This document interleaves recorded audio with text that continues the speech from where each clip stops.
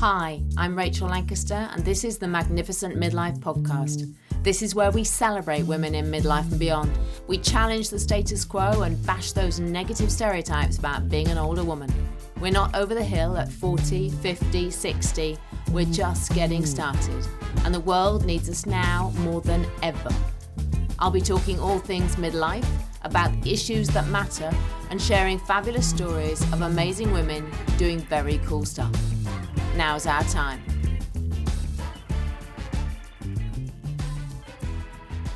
I'm delighted today to introduce you to Nicki Williams. And Nicki is a nutritionist, an author, a speaker, and a women's health expert. She is passionate about making sure that women know what's going on with their hormones, especially in midlife. And she's written a rather wonderful book called It's Not You, It's Your Hormones, which I thoroughly recommend everybody go and buy and read. So, Nicki, it's lovely to have you here. I've followed you for ages. It's lovely to connect. Hello. Hi, Rachel. Thank you so much for inviting me on. So we're going to dig into hormones today and find out all sorts of things that I don't know. And I think I'm quite well informed, but by reading your book, I have learnt so much. But first of all, can you tell us a bit about how you came to do what you do? Yes, of course. So I was very busy in a corporate career for many years, working for some big companies with lots of responsibility and all the rest of it. And when I had my two children in my early 40s, well, I had them in my 30s, but by the time I got to my early 40s, I was trying to do everything, juggle it all, be the great team leader at work, and then come back and try and be the brilliant mum that I was supposed to be, and wife, and all the rest of the things that we do. By the time I was around 42, I was flat out exhausted. I had like brain fog that I couldn't think straight, I couldn't focus, couldn't make decisions like I used to. I thought, my God, what's happening to me? My day was just a non-stop to-do list. I'm sure a lot of women will relate to that. I felt like every day was kind of walking through treacle. And I just couldn't find any joy, didn't have the energy to even think that I was enjoying my life. And I felt that I was being a really bad mum because obviously my kids were young and they wanted me to be energetic and vibrant and whatever, and I just wasn't that person at all. I was putting on weight that I didn't know how to shift, that I was always in control of before, and I was really, really grumpy to be around. My husband will constantly remind me what I was like back then, and my kids, and I wasn't, I was snappy with them all the time. So I went to my doctor and I said, look, I don't know what's happening to me. I had no clue about what was happening in my own body. And I sat there for the 10-minute appointment and he gave me a prescription for Prozac, which was the antidepressant of the day. And I knew what that was, but I thought I was really surprised. I thought, oh my goodness, am I depressed? It didn't even cross my mind. Although I had been crying quite a bit through the appointment. So, but I came out and I thought, no, I don't. I knew instinctively that it wasn't depression, that something else was happening, but I didn't know what. So luckily enough, I've got my father in my life. He's still around, thank goodness, fortunately. But back then he was a hormone specialist doctor. Of course, I didn't know what that was or what hormones were or whatever. I didn't really look into it. Anyway, I called him because I was pretty desperate by that stage because I didn't really want to go on medication. And I said to him, Dad, this is how I feel. And my doctor wants to put me on these pills. And he said, no, Nick, it'll be your hormones. You're in perimenopause. Now, that word is kind of bandied about now. Most women have heard that, what that means and what that word is. But at 42, this was 12 years ago. So there was just no mention of that word. I had never heard of it. All I could hear was the word menopause. I said, no, Dad, I'm way too young for that. That happens when you're old, doesn't it? That was still old to me back then. And what are you talking about? Peri, what are you saying? I don't understand what you're saying. So anyway, he explained it to me. And he just basically explained very simply what was happening to my hormones, how stress was impacting me as well, because obviously I was stressed out, and what I needed to do to start looking after my hormones. And I was like, well, how come we don't know this? How come us women, I was looking around at my friends and they were all in the same boat, really. And none of us knew what was happening and also what to do about it. So he told me kind of what foods I should be focusing on, how to sort of, some lifestyle hacks and what supplements to be taking. Literally within a few weeks, my brain fog lifted, my energy came back, even the belly fat started to drop off, and my moods were so much better. I felt like myself again. And I thought, goodness me, why, it's not rocket science what I was doing, but there was a certain pattern to what he told me to do. So I was just gobsmacked, and I thought, gosh, I was fed up with my corporate career, and I knew I had to have a lifestyle change because I couldn't sustain that level of stress. So I did think about, and I got more and more fascinated by what he'd told me, and I started reading and digging and thought, no, this is actually amazing, and I really want other women to learn this too, because I see a lot of women around me suffering like I was. And that was the moment I decided to give up my corporate career and retrain, and it took me 4 years of retraining and learning about nutrition and hormones. And then I founded Happy Hormones for Life in 2014. So we are in our 7th year of helping women to really get educated, but also empowered and know what to do about their hormones. So that was pretty much a potted history. It's classic though, isn't it? It's absolutely classic. And even it happened to me as well. 41, I got the diagnosis that I had gone through menopause, whereas actually I don't think I had. I think I was the same as you. I think I was perimenopausal. But I didn't have any symptoms. I just found out because I went for a hormone test because I was trying for another child. Right. And so that was how I found that out. But the knowledge is woeful, isn't it? Even amongst the medical fraternity, sadly, still. And I hear still so many women are being offered antidepressants when what they really need is, like you, is help getting your hormones balanced. Yeah, and it tends to be, I still hear it 7 years on, and I'm always shocked at how things haven't changed that much in the medical world. They've definitely changed in the alternative world. There are many more practitioners out there, coaches, lots of help and support available. Women are sharing their stories more, they're talking about it. As it used to be a bit of a taboo subject, but now it is out there in the open. We've got a long way to go on that, but the medical world is slowly catching up, but not as quickly as women need, I'm afraid. So we still need to be in charge of our own destinies here. We still need to take personal responsibility because, we cannot just rely on doctors in the medical world to kind of prop us up and know exactly what to do, because actually, every woman is unique. We all need different protocols, different treatments, and we need to decide that for ourselves and not let somebody else have that power. But I know a lot of what we're going to talk about today will be about nutrition, and I know that a lot of what you do centres around nutrition.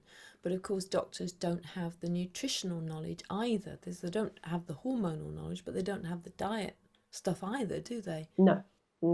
And when a woman comes in with all kinds of different symptoms, it's really hard to know what's actually going on. It may not just be, a situation where she may need HRT, but it's not just about that. It's not just about the sex hormones. There's lots of other hormones going on. There's lots of other health issues. We have lots of different systems that talk to each other. And in the medical world, they tend to treat those systems as silos, as individual, separate systems in the body that, you need a treatment for the gut, you need this for that, and it doesn't work like that. The body is so interconnected. Every single system relies on each other, and particularly our hormones. We've got over 100 of them running around the body, and they are these little chemical messengers that go to every single cell and tell the cells what to do. And of course, they're not working in isolation. They're working together. They all talk to each other. They communicate with each other. So we have to look at the body as a whole and not just separate these departments, if you like. It doesn't work like that. And often I think, we really, when we go through the medical routes, they sometimes just don't connect the dots sometimes because they're not talking to each other, and they think it's this problem or it's a that problem, when actually the whole body needs to be looked at. One of the podcasts that I absolutely love is Dr. Rangan Chatterjee. Do you ever listen to him? Yeah. It shouldn't be a revolutionary approach, should it? He's a general practitioner. He went through med school. He's done all of that. But he has a completely holistic approach to the human body. He doesn't differentiate between physical health and mental health because guess what? They're connected. And he always looks at the whole body and what's going on. And I find that so exciting that he's out there and he's a big figurehead. He's a big name. And he's talking about this because I really hope that it's going to change the way we think, because this, as you say, splitting the body into departments just doesn't work. No. We have to look at it as a living, breathing, whole organ. Yeah, absolutely. I think he's now training GPs too, which is great to see. But he comes along to all our nutrition, conferences and seminars. He's so clued up on that. Yeah, he always comes along and mixes with us little nutritionists. I think he's fantastic, really good. So tell us, I was staggered to read the book and find we have over 100 hormones. It's like, wow, because we focus in on usually the sex hormones, don't we? Certainly when we get to a certain age. But so tell me about our Feisty Four hormones. Yeah, so when I first started looking at studying hormones, I was amazed too that there were so many. And these are just the identified ones. We think there's more. But they all have a job to do. So, you can imagine that particularly as we get older and then, some of our hormones are changing through menopause or whatever, that, some of these hormones are going to get out of balance because, like I said, they all work together. And when I first started, looking at hormones, I was like you, I thought I knew about estrogen, I'd heard of cortisol maybe, or your thyroid, but I didn't really know what they did. And I certainly hadn't heard of most of the other ones. But they are hugely underestimated and misunderstood. Hormones can affect, they're not just about your monthly cycle and having children and menopause. They affect everything from head to toe. They affect how your hair grows, how your appetite, your digestion, your immune system, your heart, your breathing, your sleep, your moods, your energy. Pretty much everything you can think of, hormones are involved. So that's when we need to just think a bit more broadly than the sex hormones and look at the other hormones and how they can affect us. Because when out of those 100, I've kind of picked out the 4 main hormones that seem to kind of dictate mostly how we sort of look, feel, think and perform, especially as we go through perimenopause. And they all work very closely together. So the first one is cortisol, and that is our stress hormone.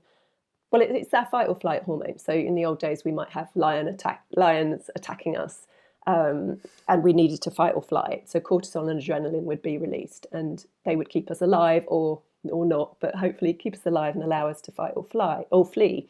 And then we'd go back to the cave, and we'd have lovely, restorative rest time because the stress would be over. Now, unfortunately, these days we have different levels of stress. So we don't have the lion attacks, but we have micro stresses. And Dr. Chatterjee actually calls them micro stresses all day long, from the minute your alarm clock goes off to rushing out to work, to kids, to traffic, to whatever those stresses are for you. But they're going off all day long. So we don't get that rest and repair time. It's just on, on, on. And that has huge consequences because the body only has one stress response. It adapted since caveman days. So we have one stress response. And it's the same as if we were being attacked and our life's in danger to sitting in a traffic jam and getting anxious about it. It's exactly the same response. So in the old days where we'd get to switch off, we don't get to that switch off point anymore. It's sort of constant 24/7 stress. So that is where the implications can be very, very strong on our hormones, because cortisol, it has an impact on all those other 3, plus a lot of other hormones as well. It's kind of like your alpha male hormone, if you like. So if cortisol is out of balance, then none of your other hormones are actually going to work 100%, because it suppresses your thyroid, it pushes up insulin, it affects your progesterone estrogen balance. So there's a lot of things that stress has an impact on. And I think, when I see women in clinic, the big factor is how stressed they are, how stressed you are. And it's not just external stresses, it's internal stresses too. So there's other, I can talk about that, but there's all sorts of stress on the body. But however stressed you are has the biggest impact on your menopause journey. So I used to think it was diet. Actually, I think now stress is the number one factor of how well you'll go through menopause.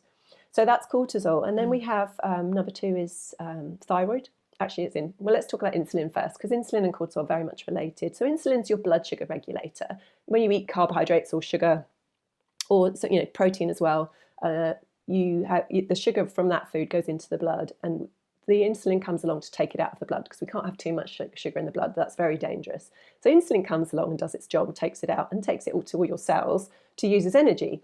But a lot of the time your cells have already got carbohydrates and glucose in them. And they sort of go, no, I'm full today, take it somewhere else. And what insulin's job is to store that excess sugar and carbs and glucose into your fat cells. That's where it goes. So that is why, high carb diets, high sugar diets tend to just put weight on, because that's all it's doing. Insulin is just taking that and storing it away as fat, unless you're running marathons every day and you need that energy. So I call insulin your fat storing hormone, but it also messes with your energy, your mood, and your brain function. Because if you're on a blood sugar roller coaster all day long, those dips are going to make you feel tired, foggy, cranky, and you're going to be in fat storing mode. So we don't want to be on that roller coaster, because it massively affects your hormones and it stresses the body out. So it then has a knock-on effect on your cortisol, pushing that up as well, because that's a big stress. So you've got insulin. Then you've got thyroid.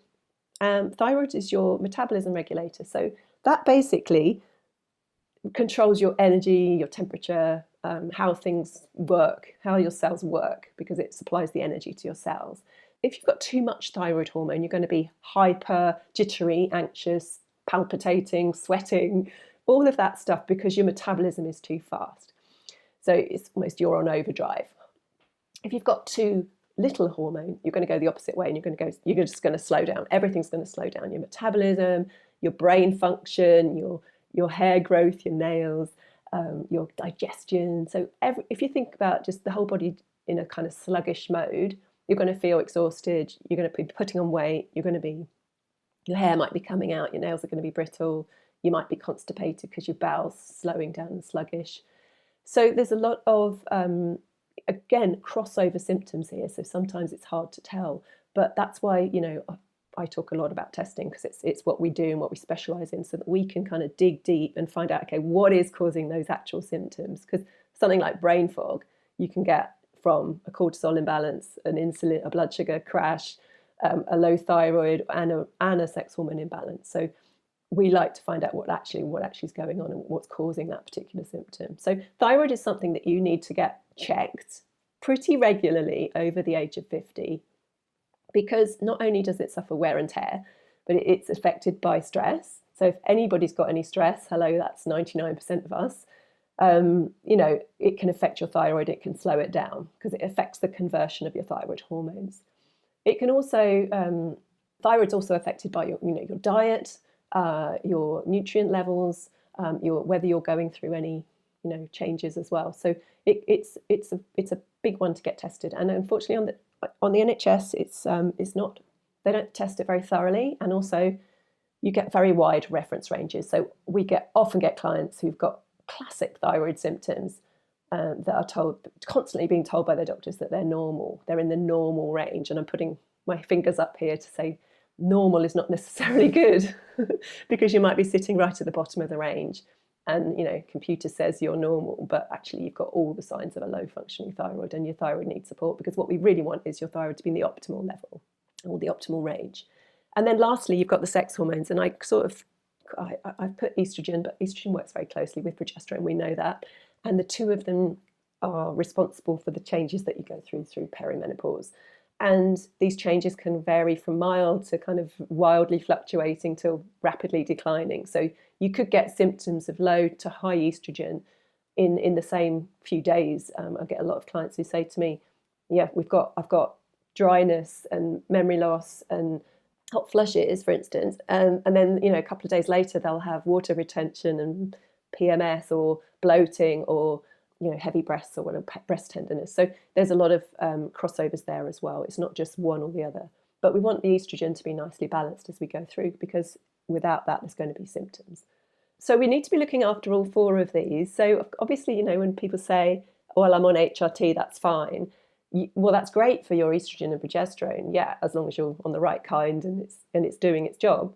But what about all those other hormones? We need to make sure they're okay. So there's not a case of just having a one protocol. You need to be doing all of the right basics, if you like, the diet and lifestyle basics, to ensure that all your other hormones are nicely balanced and that the HRT can work properly if you choose that option. Absolutely fascinating. Oh my goodness me. I mean, just so much information. Well, I am convinced that stress was what caused my issues. Absolutely convinced. It was changing my diet and my lifestyle that ended up in me getting my periods back. But it was definitely stress that caused it all. And it was that accumulation of stress. I think we tend to forget, don't we, that it's a cumulative effect, and what we've been doing for the last decade or 2 decades can kind of catch up with us, can't it, eventually? And that's why I think, as you say, it is so important to start taking care of ourselves and make sure that we set ourselves up for that long-term hormonal balance, so that it's not just in the perimenopause years, even it's going forward, isn't it? I was going to say, yeah, because, it's not just hormones we need to be looking after. It's our guts, our livers, our brains, and, really putting ourselves in the position where we're at lowest risk of getting any chronic diseases in the future. Because once we hit 50, we are increased risk of those things. So we want to be doing our absolute best to make sure we're, optimal in every area, so that we've got a good chance of living, a long and good quality life. Now, but as I've got you here, I'd love to dig a bit more into thyroid, because I hear that bandied around a lot. And, is it menopause that's causing issues? Is it thyroid that's causing issues? Perhaps if we start there, how can we best support ourselves in that particular area? So your thyroid needs a lot of nutrients. It needs you to have some calm in your life. Stress, like I said, it has a big impact on your thyroid. So managing stress is a non-negotiable for going through pretty much anything after 50, because stress is not only really damaging for your hormones, it's just going to shorten your life generally. So we want to manage our stress. And this is where a lot of women have resistance, because not only do they never put themselves first, but it's also that a lot of women tell me that, when I tell them to just sit quietly for 15, 20 minutes a day, they go, wow, I can't do that, I'm too busy. Or, oh, well, I did try that, but I just felt some of them feel guilty sitting there doing nothing and just taking the time to just do some breathing or something, or that it brings up feelings of guilt, that you're not busy and doing something, or saving someone's life or whatever, And secondly, some women have said, I just feel bored. It's boring sitting there doing nothing and just kind of, taking some quiet time. Because I think we're just all being trained to be so frantic and so rushing around. And so we're getting that, adrenaline hit of being busy, like it's a badge or something. We feel, we have a purpose. So, we have a role in life if we're busy, or we're important somehow. And secondly, that it's a sign of weakness maybe that we're not doing anything, and it's boring because we're not getting a dopamine or adrenaline hit. So yeah, we've got to get a different mindset around looking after ourselves and that self-care piece. And maybe it's not just sitting doing nothing, it's reading a book, because that has been shown to reduce your cortisol. Or, having a warm bath with some Epsom salts, that old classic, but it works. Or going for a walk in nature, absolutely brilliant for your mental health and your hormones, and just switching off that cortisol response. So there's lots of different ways you can do it, but it's really, really important to prioritize it. And we've got to prioritize it in our calendars, like almost block off 20 minutes of our day and make that a non-negotiable, because if we don't do that, we're always going to be at the mercy of this cortisol stress response. So yeah, we've got to make that more of a priority than we have done forever, I guess. And hopefully for a lot of us, as we do get a bit older, there are less demands on our time, or we have a little bit more control over our time. And then it becomes about what we prioritise, doesn't it? Absolutely. Yeah, it really does. And getting more of what we love doing in, because, we don't know how long we've got left on this planet. If we've spent most of our lives looking after other people, then, menopause is a great time to actually switch that around and say, okay, what do I need now? What do I want the rest of my life to look like? And for a lot of us, it will be, maybe it's my turn to enjoy myself and have some pampering or self-care or whatever it is you want to do. And that includes, your work as well, and your relationships and everything. It's really prioritizing yourself. And that's one good thing about menopause. It is a chance to do that. We often talk about the negatives of menopause, but actually post 50 is when you really get a chance to look at what you want from life, because it's time. Well, I'm always talking about, I do see menopause as a gift, because it does, in some ways, it forces us to stop. It forces us to think about the way we live, and take the signs. I'm always talking about how I see menopause symptoms, I like to talk about them as issues rather than symptoms, but that they are the canary in the coal mine. They're kind of the body trying to tell us stuff. And if we take HRT and we decide to ignore those signs, as you said, the HRT, it might sort out the sex hormones, but it's not going to sort out the rest of it. And if we're ignoring those signs and we've got the Band-Aid, then we're not sorting ourselves out for the long term. So I love this approach of thinking, more holistically about the whole body and how the whole body is functioning, and how everything interrelates. I just absolutely love that. And one of the things I picked up in your book as well was you talk about how we are often addicted to the stress itself. We are used to being stressed. And we can function like that. So then it becomes, it's like being addicted to alcohol or sugar. We're actually addicted to the stress itself. And that makes it even worse, doesn't it? It's it really okay, does. we've got to somehow step back. Definitely, there are a lot of us that are addicted to it. And it's really, I think that's one of the reasons it's really, really hard, like I mentioned, for women to switch off, because they haven't got that stimulus, that, I've got to go on to the next thing on my to-do list, I've got to tick that off. That's because that's a dopamine hit when you tick stuff off, The other thing I think, Rachel, as well, is that we often put up with, I always say, I want women to thrive, not just survive. And there's a lot of women just surviving. And they don't even know they're just surviving because they don't know what's possible. So when we work with women, we want to get them to optimal. And when they often say things like, well, I didn't even realise I had brain fog. I didn't even realise I was so tired, because you get so used to it. And it just becomes part of who you are and how you feel. And you forget what it used to be like to feel young, because it's a very gradual thing as well. We just get a little bit more and more tired every year, or whatever your symptoms are. But also we kind of also have this sort of, I think we put up with so much as women, but we also put up with not feeling optimal, not feeling 100%, because maybe there's a thing in our head that we don't deserve it, or that, this is just what life is. We often get told, even by the doctors, that you're getting old, just accept it. But no, we've worked with women in their 70s and 80s who feel amazing, and they're still doing not extreme sports, but they're still doing stuff that they were doing in their 40s or 30s. And my mission is to get women over 50 feeling as good as they did in their 30s, because that is totally possible. We just got to tweak things and get the right nutrients in. Nutrients are so important. And as we get older, there's a whole lot of stuff that gets in the way of absorbing them in the gut. So we may not be eating as many nutrients as we think we're eating, but even if we are, we may not be absorbing them well. So there's nutrients that we need to replace. And I often get sort of people saying, well, why do we need to take supplements? Well, that's the reason, because we don't absorb very well as we get older. We've got a lot of stress that depletes a lot of nutrients as well. So we've got environmental stuff and medications that deplete nutrients, and the body just needs to keep topping up. So you can't always get that from your diet. So supplements are really important, just to avoid any of those nutrient deficiencies.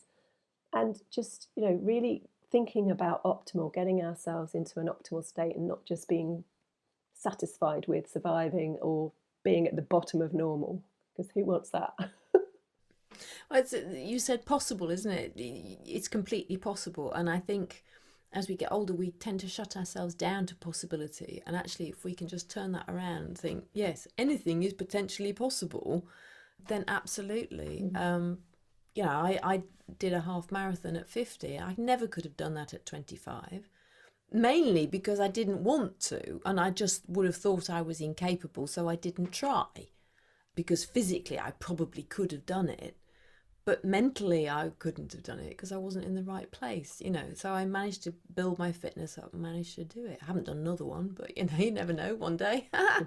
But it's true. And that whole thing about putting on weight as well, we tend to assume that we put on weight as we get older, we don't have to. That is not something that has to happen, and it's actually not good for us to happen anyway, is it? No, I think a little bit of weight is fine because as you get older, your body's going to want to have that comfort and that little sort of spare kind of fat cell energy. But yeah, we've got to be really, really careful. And because we go through menopause, we're more insulin resistant, which means we're going to be not tolerating carbohydrates as well as we used to. And that means we've got to watch our carbohydrate intake and choose the right carbs rather than the wrong ones. And I'm not saying, don't eat the wrong carbs ever. I'm just saying make sure that, I'm a big fan of the 80-20 rule, where 80% of your diet is on track, and then you leave yourself some room, because that suits me, because I I love my coffee, chocolate and red wine. So that's my little 20% of fun, if you like. But it's really important to make sure most of the time you're getting those nutrients in and you're not kind of doing any damage. So lots and lots of veggies, the right kind of carbs, because vegetables are carbohydrates, so we want to be choosing those as your main carbs, and just favouring those. And I always say, add in the good foods, and then you're crowding out anything that's not so good for you. So what are the things we really should be avoiding then? Not rocket science, Rachel. You've heard this a million times before, but the sugar, the refined carbs. So a lot. If you just start out, because we want to make sure we're on the stable blood sugar all day and not on that roller coaster. So just starting out with a decent breakfast of protein and healthy fats really, really helps. So rather than go for your cereal, and even, I'm not just talking your Rice Krispies or anything like that. I'm talking about that really sugary granola. Have a look at the sugar content of what you think might be a healthy cereal. Look at your mueslis and your no sugar granolas and just see what sugar levels in there, because it's probably more than you need.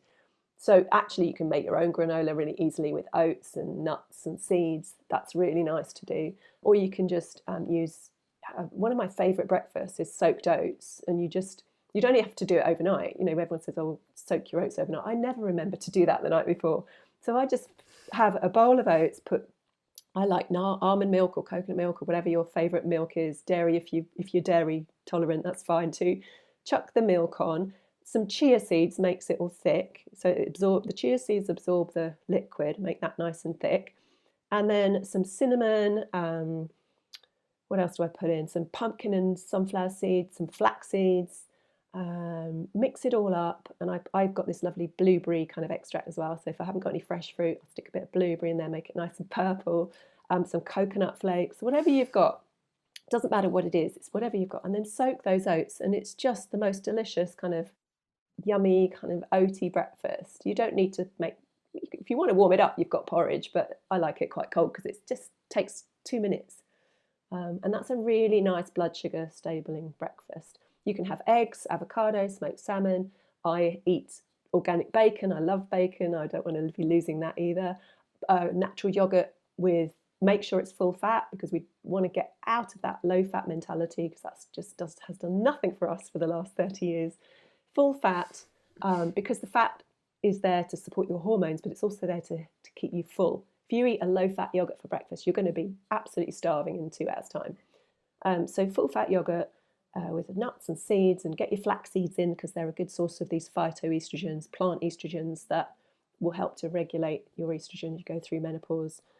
And also they're full of fibre as well, so they help get your gut moving, because often some of us are constipated when we go through hormone changes as well, especially if your thyroid's struggling a little bit. So look, all of those lovely, healthy, nutrient-dense foods will get you a good start in the morning. If you like your protein smoothies as well, I like a nice green protein smoothie occasionally, and just mix it up like that. But you want to be staying away from those quick fixes, the toast, the white toast with the jam, and all the usual. And even fruit, stick to sort of the low sugar fruits like berries and citrus fruits, and a nice kiwi fruit if you're constipated. That always tends to work quite well. So yeah, things like that. And then of course, once you're nice and stable with your blood sugar, you're going to make different choices during the day, because you're not going to get those cravings and those dips and those moments when you're just grabbing the next carbohydrate hit. I know, it's so important, isn't it? And then that supports the gut, and I guess it also supports the liver, does it? support the liver as Yeah, well? absolutely. You want to be, all those nutrients are going to help with your detoxification as well. And, keeping hydrated as well is another big thing. We always forget. It's very basic, but we forget sometimes to drink enough water. And it's just such a basic thing. And then when I say it, I think, well, everyone knows they need to drink water, but it's just, I need reminding. So I'm sure there's others out there that need reminding to drink more water, because actually we do lose our thirst reflex as we get older. And so I can go all day Oh, do sometimes. we? I can go all day sometimes without drinking water and think, wonder why I'm hungry at 5 o'clock. Oh, I haven't had any water today. That's it. Yeah, we do. We lose our That's thirst. interesting that we lose that. Yeah, they've done studies on Wow. older women and younger women, and they've put a glass of water beside them, and they've sat there for several hours, and the older ladies don't touch the water, whereas the younger ones have drunk it several times over. So there's this. Yeah, we just Do you forget. think that's because the older ones are worried about having to go to the toilet? Possibly. Because I know sometimes, my mum won't drink water because she doesn't want to go to the loo. And in fact, that's the opposite of what we should do, isn't it? Because Yes. then that's not very good for our bodies if we don't have the water because of the fear of going to the loo. Yeah, and especially at night time, I think a lot of people avoid drinking water at night time because they think they're going to wake up and need the loo. Actually, most of the time, you're not waking up to go to the toilet. You're waking up because cortisol wakes you up. So cortisol's waking you up for another reason, and then your brain goes, "Oh, my bladder's full. I'm going to go to the loo."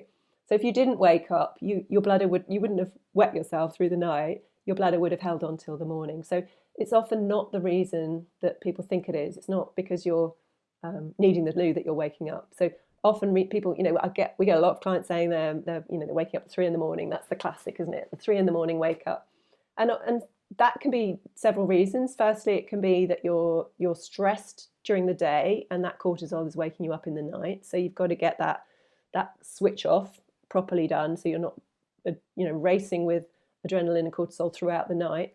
Secondly, is a low blood sugar dip. So maybe you've been on that blood sugar roller coaster and that goes through the night and wakes you up at 3 a.m.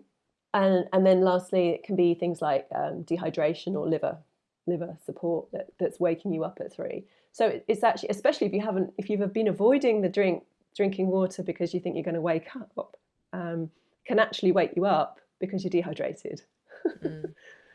So it's not the drinking water that's waking you up. It's something else that you need to work on.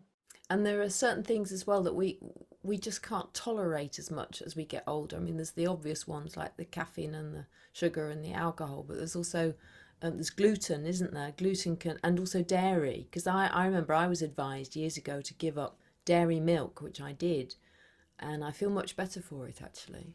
Yeah, and that will depend on your genetics and your lifestyle as well, because not everybody needs to give up gluten and dairy. But if you've got any kind of gut issues at all, like bloating or constipation, diarrhea, pain, indigestion, sometimes headaches and migraines as well, there's lots of other symptoms that can be down to gluten or dairy intolerance that you may not even affect your gut. It may just go straight to another part of the body, like migraines or joint pain or fatigue. Oh. So there's lots of different things. So what we always advise is if they've got symptoms and they haven't got to the bottom of it, is to, well, first of all, we do all sorts of testing that's really, really helpful to work out what's going on. But the second thing is to try an elimination diet. So take gluten and dairy out of your diet for 3 weeks and then bring them back very, very gradually separately. So bring gluten back first or dairy back first, whichever you want to do. And even with the dairy, do it very gradually per product. So you want to maybe bring butter back first and then yogurt and then cheese and then milk last, because milk tends to be the one that reacts most strongly. So you can do that. There are a lot of people that are lactose intolerant or casein intolerant, which is going to be affected by dairy. And then just see how your symptoms are, whether you do, because we get people that go off gluten, for instance, for 3 weeks and they literally can't believe the difference. Their brain functions come back. They've lost the fogginess. They're sleeping better. They feel 100 times better than they did before. So, but it's not for everybody. So it doesn't affect everybody like that. So it's very, very personal. And there are genes involved. We've got genes that dictate how sensitive to gluten you are. And we obviously test for those as well, so you can actually see if you've got a genetic susceptibility to that. But, the best test is avoiding gluten and seeing how you feel on it. Now, I saw in your book, because you've got some lovely recipes at the end of the book, but you talk about gluten-free oats. Are oats generally, do they have gluten in them then? They don't, no, but they are mostly made in factories that handle gluten. So we have to say that because, if you are celiac, for instance, you need to be 100% gluten-free. So, that's why they have to state on the packet if they're made in a gluten-free factory. I see. But so oats don't have them? No, they don't inherently have gluten in them, but they have to separate out the different factories, I guess. I'm wondering, actually, it's very interesting talking to you and reading your book and thinking, what do I need to cut out to just explore what the impact might be? Because I am getting a bit achy at the moment, and I'm thinking, I've been having a piece of toast, a sneaky piece of toast in the morning, and I'm thinking, oh, perhaps I shouldn't be having my toast, maybe, because I've reintroduced that, so I don't have bread very much at all, and that's, I guess, the main source. I don't have pasta very often, very rarely, so those would be the main sources of gluten for me, I suppose. Yeah, so it's wheat, barley, rye are your main sources of gluten. But it's in hidden things like soy sauce, for instance, it's got gluten in it. So there's all sorts of things. And you don't need a lot. If you're sensitive to gluten, you don't need a whole load of it. You just need a tiny, trace amount to set off symptoms or set off inflammation in the body. Really? That can then travel, yeah. So gluten does affect the joints, but so does a lot of other stuff. So it may not be that. But it might be worth just taking it out for a couple of weeks to see how you feel and see if your joints actually improve. Because then you'd know. Well, you could just at least rule that possibility out and look at other factors. Yeah, that's the thing. I think it feels like you're playing a game of Cluedo sometimes. You've got to eliminate all of the factors and all of the people. And, I think it was Professor, I don't know, what was it, Colonel Mustard in the library with the rope. That is work out which one of these it isn't. That is exactly what it's like sometimes. And then when we work with women, we call ourselves, health detectives, because we're looking for all the different factors and ruling things out, and then looking at really going underneath and seeing what else is going on, what could be causing that symptom. Because sometimes, something like fatigue could be 100 different things. So you've got to work out, okay, which area we're looking at, what are they eating, what supplements taking, what the hormones are doing, what the gut's doing. Are there any underlying infections in the gut? We do stool tests to work out, looking at your microbiome, how, what kind of bacteria you've got, good and bad, if there any kind of underlying infection or inflammation or lack of enzymes that are stopping you digesting your food, or any leaky gut. There's so many things that can cause something like low energy. But when you get to the actual root cause of it, that's when the magic happens, because you know what's causing it, then you can actually deal with it. So, and that's again what, we have the privilege of working with women because we have the time, and obviously, it costs money. So people are, able to work privately with somebody, whereas, the doctors don't have time or resources to go to that level of detail and try and find out what's causing the fatigue. They'll just get you on the most obvious thing, which may not be the right treatment. So this is what private healthcare is able to do, and obviously it's unfortunate that it's not available for everyone, but for those people that can afford it, it's that level of detail that can make all the difference. But if you're around the sort of 45 to 55 age mark and you present with these issues, what we tend to assume now, or the doctors may assume, is that it's menopause. And it might not be menopause. It might be completely, well, not completely unrelated, because it's all related, but it might be something else that is not specifically menopause related. Absolutely. It could be, because the symptoms are so crossed over with a lot of other things. Women often get misdiagnosed. Or, you try HRT, for instance, and some women don't do well on it at all, because maybe that it's not your estrogen progesterone that's out of balance, it's something else. And the women that do well on it, they've got the right protocol, but it's not always that obvious, and when you get put on a medication, it is very much you're a guinea pig and see if this works kind of thing. And it's very much like that in some of the supplements as well, because, you know, for instance, taking hops or sage or black cohosh or phytoestrogens or isoflavones, for instance, for supplements, some of those things are going to work on you, some of them aren't, and they're all going to be different. So when women often say, oh, I take this, it's amazing, it's a magic supplement, well, it might work for you, but it's not necessarily going to work for someone else. So it is experimenting, and obviously we've got some expertise on what works and what doesn't, and certain brands and formulas that tend to work because we've got that experience. But when you're on your own in a supplement shop, it's just impossible to know what's going to work for you. Which is again why we like to do the testing, because we can test some of your nutrient levels and which hormones are out of balance and which ones need support, what nutrients you need to up, so that you get a personalized supplement program that's actually what you need to take rather than what you're kind of guessing or being told by somebody else. It's what your body needs. So it's helpful. So can you quickly tell us your 4-step happy hormone code? Yes, we've covered quite a bit of it already, actually. So it's eat, rest, cleanse and move. So eating, we've talked about, your diet, making sure you're eating healthy fats and protein at every meal to fill you up, choosing the right carbs, trying not to snack. That's another thing that we've all been, encouraged to do since the 70s is eat little and often. Well, eating little and often has done us no favours at all, because all that does is produce more insulin. And of course, we know what insulin does. It goes and stores fat. So if you're eating little and often thinking it's good for you, unless you're a diabetic or you have regular hypoglycemic incidences, regular women with just going through whatever, hormones or menopause, then, you don't need to be snacking. And you really want to avoid that if you can. So 2 or 3 good meals a day is plenty. And eating lots and lots of vegetables, particularly fibrous vegetables, and your cruciferous as well, the broccolis, the brassicas, all of those amazing veg are brilliant for hormones and your liver. So that's the eat section. And of course, avoiding all the things that we've talked about, not rocket science, limiting the alcohol, and that's hard when we're stressed, but that's not going to really do you any good at all, especially if you've got anxiety. Alcohol is not your friend. And then secondly is rest, and we talked about stress management, how important that is because of that cortisol dominance. So we really want to be prioritizing that rest function, and that includes sleep.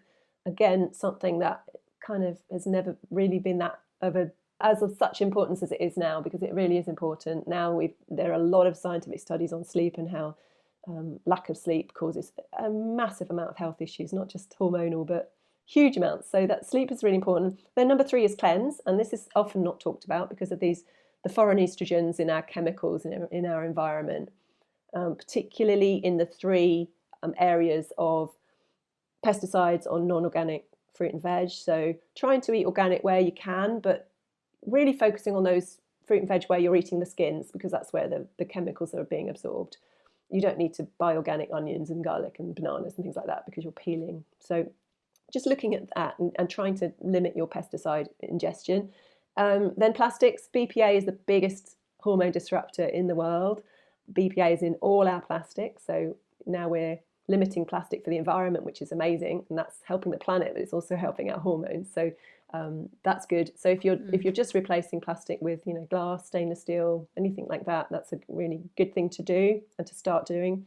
And then lastly is a group of chemicals called phthalates, spelled PHTH, phthalates, and they are a huge group of hormone disrupting chemicals, and they're found in everything that smells nice, unfortunately, all our synthetic fragrances. So everything from scented candles to air fresheners to shampoos, perfume, obviously, household laundry, cleaning products, all of that stuff, those lovely smells. When we smell, we inhale those fragrances. If they're synthetic fragrances and not essential oils, I'm not talking about lovely natural essential oils, they're fine, that's what we want to be swapping to.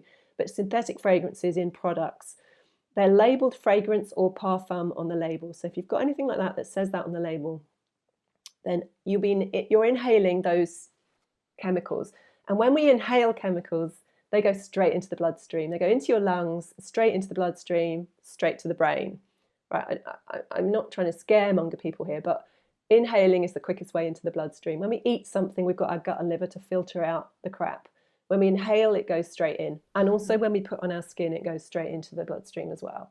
So as women, we're particularly vulnerable to those things because we use a lot of products, more potentially than men, but although men are catching up with us now. But, we use a lot of stuff and we want to smell nice. So we've got to find a balance between using too much of that. But also there are so many brands out there now that are not using phthalates. So things like Method as a cleaning and a laundry company don't use phthalates. It's anything made with essential oils. There's some beautiful skincare and cosmetic companies out there now that don't use these harmful chemicals. So just little things like that can just help. We've got to just do all these little things. We've got to, if we do just small things and tweak what we're doing now, all these little things have a cumulative effect. In fact, I did work with one woman who had migraines, and we did all the usual. We tested her hormones, we looked at her nutrients, we looked at her gut health. Nothing was obvious as to why she was having migraines. And I was about to give up, and I said to her, do you have any sort of, products that you use? Do you have any, do you use candles or anything like that in your house? She goes, yeah, my house is full of, I think it was Yankee candles or one of those. And I said, I wonder if it's that. So I asked her to just not use them for a week. Her migraines disappeared. So sometimes it can just be something as simple as just that, your environment. So it's really, really important to just kind of look at what might be causing some symptoms and just for general health as well, because we don't want to be filling our bodies with these endocrine disrupting chemicals. This is what they are. They disrupt our hormones. The fake estrogens. So that's going to help as well. And then the last step is move. And this is about finding the right balance for you, because everybody's so different, whether you're, depending on your fitness levels or your lifestyle, where you're at now. So it's actually about finding a balance between too much sitting. So we want to avoid sitting too long, and then over exercising as well, because this is a thing, because we've been told for so many years to push with the exercise, move more, push more, kill yourself in the gym. And that actually can have a massive effect on your cortisol, pushing it up too much. And, if you're already stressed, which most of us are, doing that it's going to be counterproductive. It's actually going to be worse for you in the end. So you've got to find that balance between too little and too much activity, and finding a nice range in the middle, a variety as well. So personally, I used to run. Now I walk a lot in nature, because that's a double whammy.